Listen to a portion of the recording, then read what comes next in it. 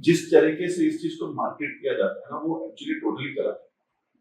आपको बेनिफिट जो बताए जाते हैं वो बोलते हैं छोटा चीरा, कम muscle cut, less blood loss. ये तीनों ही गलत है, छोटा चीरा नहीं है। सेम एग्जैक्ट चीरा है जो स्टैंडर्ड मैनुअल रिप्लेसमेंट में होता है। इनफैक्ट अगर आप रोबोटिक्स छोटे चीरे से करना चाहोगे तो टेक्निकली और डिफिकल्ट हो जाएगा, कॉम्प्लिकेशन बढ़ेंगे। आपको प्रॉपर एक्सपोजर होना चाहिए, तो छोटा चीरा नहीं है पहली बात। लेस ब्लड लॉस नहीं है, सेम ही है, कुछ खास फर्क नहीं है। Like I said exactly same surgery, आपने वही हिस्सा खोला हुआ है, वही बोन पे कट्स लग रहे हैं, वही आपकी सर्जिकल टेक्निक है, तो ब्लड लॉस में कोई खास फर्क नहीं है। थर्ड जो मैंने बोला था, मसल कट।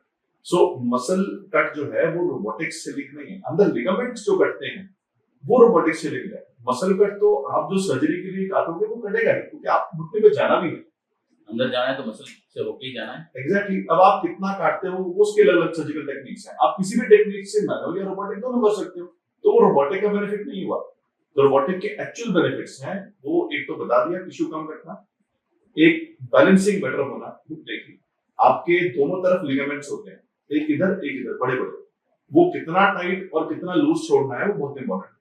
अगर वो बहुत टाइट छोड़ा आपको बहुत कड़क लगेगा, आपको स्टिफ लगेगा, आप बेंड करोगे आपको पेन होगा।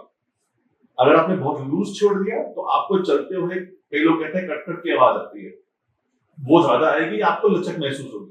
अब आपकी इस चीज की बैलेंसिंग जो आप मैनुअली अंदाजे से करते हो, ये रोबोटिक्स में वैल्यूज के साथ होती है। आपको डेटा मिलता है इसका बकाया, और वो डेटा को आप according to the patient alter कर सकते हो।